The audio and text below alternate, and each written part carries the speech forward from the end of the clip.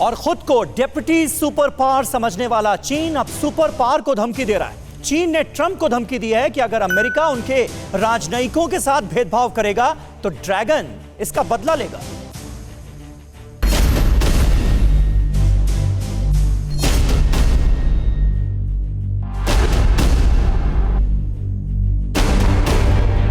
Dragon खुद को ताकतवर साबित करने के चक्कर में कुछ भी करने को तैयार रहता है और आजकल तो जिनपिंग सुपर पावर बनने के हसीन सपने भी सजा चुके हैं। यही कारण है कि अमेरिका और चीन के बीच राजनयिकों के मुद्दे पर फिर से तनातनी शुरू हो गई है और चीन ने अमेरिका को धमकी दे डाली है और कहा है कि अगर अमेरिका से चीन के राजनयिक निकाले गए तो फिर चीन भी अमेरिकी राजनयिकों को बाहर निकाल देगा। इसके अलावा न्यूयॉर्क में चीनी वाणिज्यिक दूतावास बंद करने पर भी चीन ने अमेरिका को धमकी दे डाली है। उसने कहा है कि अगर ऐसा कुछ भी हुआ तो शंघाई, हांगकांग में भी अमेरिकी दूतावास बंद कर दिए जाएंगे।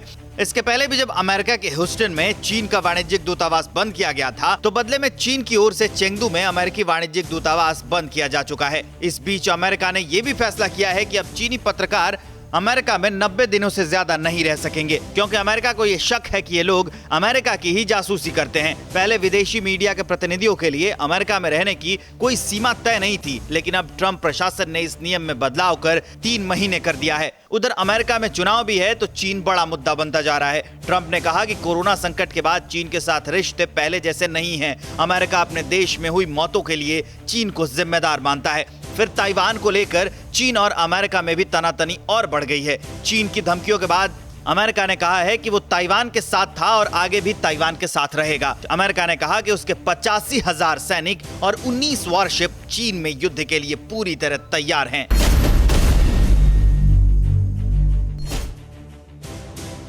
चीन और पाकिस्तान के नापाक गठजोड़ से जुड़ी एक बहुत बड़ी खबर सामने आई। पाकिस्तान घाटी में ड्रैगन के साथ मिलकर नई साजिश रच रहा है। यहां आईएसआई चीन के ड्रोन से हथियार भेज रही है। ये तस्वीरें गवाह हैं भारत के दोनों दुश्मनों को एक हो जाने की।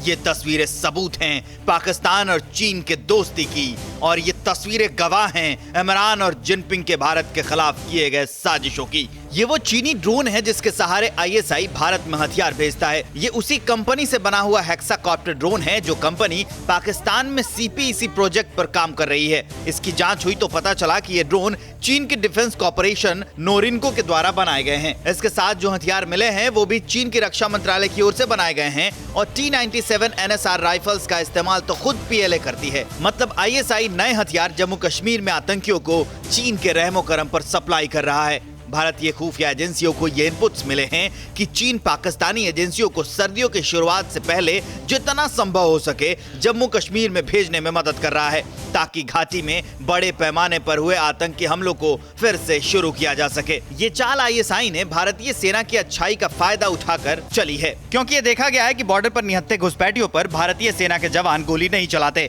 तो इसके लिए आईएसआई पहले निहत्थे आतंकियों को सीमा पार कराता है और दूसरी ओर से ड्रोन के सहारे अलग से हथियार पहुंचा देता है। जनवरी से लेकर अब तक सुरक्षा बलों ने कम से कम 15 बार चीन के बने हथियार या तो घुसपैठियों से बरामद किए थे या एलओसी के पास मिले थे। इनमें से 6 बार हथियार सिर्फ सितंबर में मिले हैं। अभी हाल ही में बीते 23 और 24 सितंबर की मध्य रात्रि को सुरक्षा बलों ने 2 व्यक्तियों को गिरफ्तार किया। वो घुसपैठ कर T-97 NSR राइफल, 190 मैगजीन, एक AK-47 राइफल और 218 राउंड गोलियां और 3 ग्रेनेड लेकर जम्मू से दक्षिण कश्मीर जा रहे थे।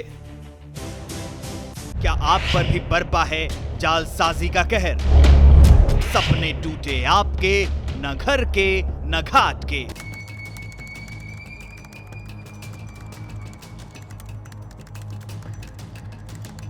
देखिए लूट घर हर रात 9:30 बजे। फिक्र आपकी,